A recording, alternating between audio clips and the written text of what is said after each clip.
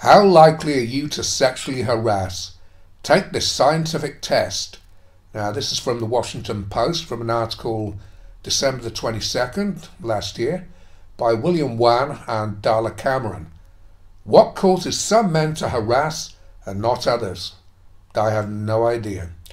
For more than 3 decades, John Pryor has searched for an answer. A psychologist at Illinois State University, Pryor in 1987 developed the likelihood to sexually harass scale. The test is now a cornerstone for research on sexual harassers. No mention here of women who harass, and it goes on here to say, the test was designed for men, but people of any gender can take this shortened version to see where they rank. Shouldn't that be wank?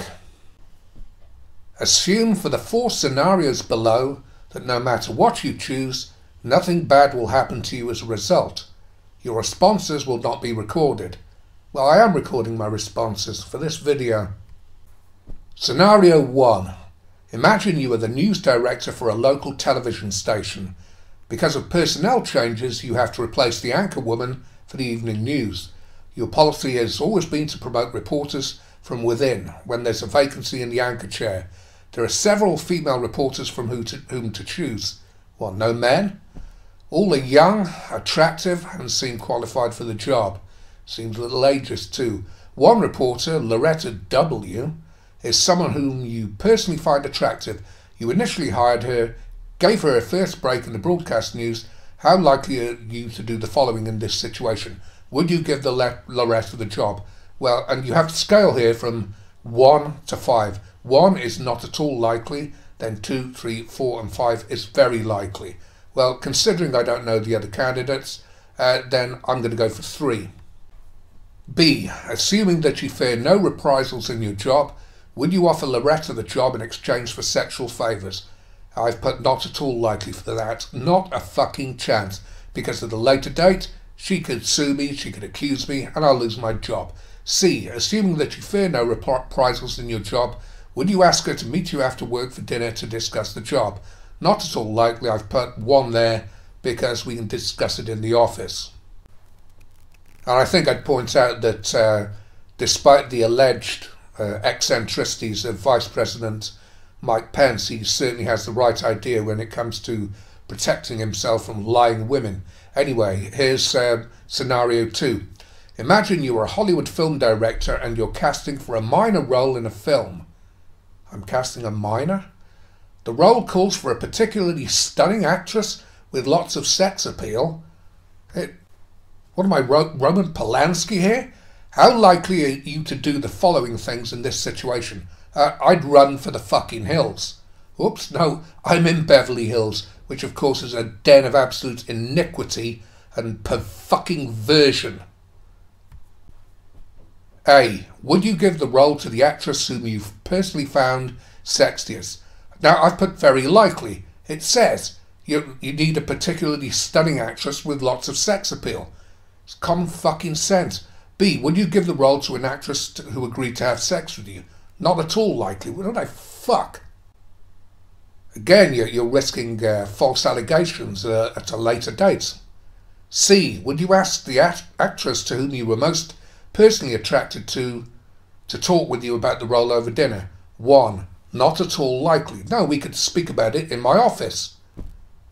On the casting couch. Scenario 3. Imagine you're an executive at a large corporation. You're 42 years old with an income above average for executives at your level, and you've had numerous job offers from other companies. One day your secretary quits and you have to replace her. The personnel department sends several applicants for you to interview. All seem to be equally qualified. One applicant, Michelle S., explains during her interview that she desperately needs this job. She's 23, single, and has been job hunting for a month. You find yourself very attracted to her. She looks at you in a way that possibly conveys she is also attracted to you. How likely are you to do the following? Would you give her the job over the other applicants? Well, I don't know who the other applicants are. And you have not at all likely, very likely. Now, the first error that I notice here is that it doesn't give me my marital status. Am I married or am I single? Because if I'm single, then yeah, it's very likely I'll give her the job because we may end up fucking married with children if it weren't for the fucking divorce system. So that I'm just going to put 3 for that. And what is the thing about the other companies making the offers got to do with anything anyway? And this test is supposed to be scientific? Fuck.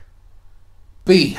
Assuming that you are secure enough in your job that no possible reprisals can happen to you, would you offer her the job in exchange for sexual favours? Well, I'm going to put not at all likely 1, because if she's so interested in me, I'm going to be able to take her out to dinner and fuck her anyway. C. Assuming that you fear no reprisals on your job, would you ask her to meet you later for dinner to discuss her possible employment? No, I would ask her out to dinner with the possibilities of fucking her brains out. So, the employment aspect of it doesn't come into the equation here, so I'm going to put 1, not at all likely. And finally, here's scenario 4 of 4. Imagine you're the owner of an expensive restaurant. One day, whilst going over the receipts, you find one of the waitresses made an error, undercharging several customers. The mistake cost you $400. Talking to other employees, you discover the customers involved were friends of the waitress. You call the waitress to your office and ask her to explain. The young waitress confesses she intentionally undercharged her friends, so she's a criminal. She promises she'll never do it again and says she would do anything to keep her job. The waitress is someone you've always found particularly attractive. How likely are you to do the following? Well, as it doesn't include call the police, I don't know how to fill this in, because I'd call the fucking police. She's a fucking criminal. Would you let her keep her job? Not at all likely. B.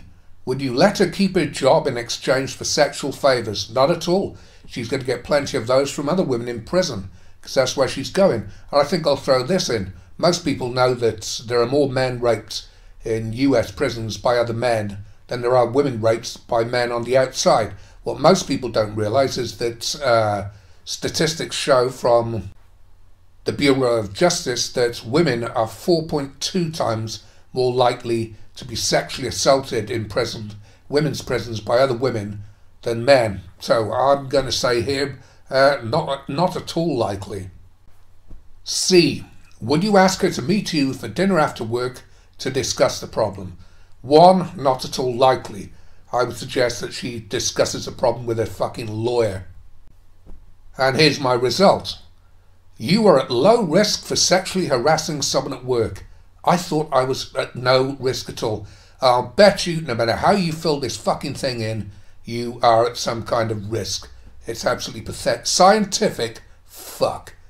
You're not likely a sexual predator. Yeah, that's not... no, I'm not.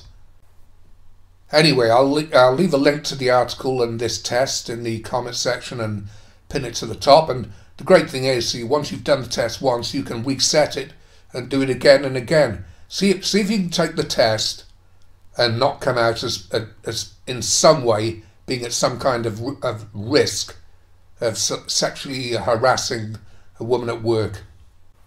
And I think I'd finalise by saying that all of this sexual harassment hysteria that the mainstream media is creating right throughout the Western world and beyond, and they're simultaneously claiming, oh, #MeToo, oh, at last it's given the opportunity for women to come out and speak about this subject.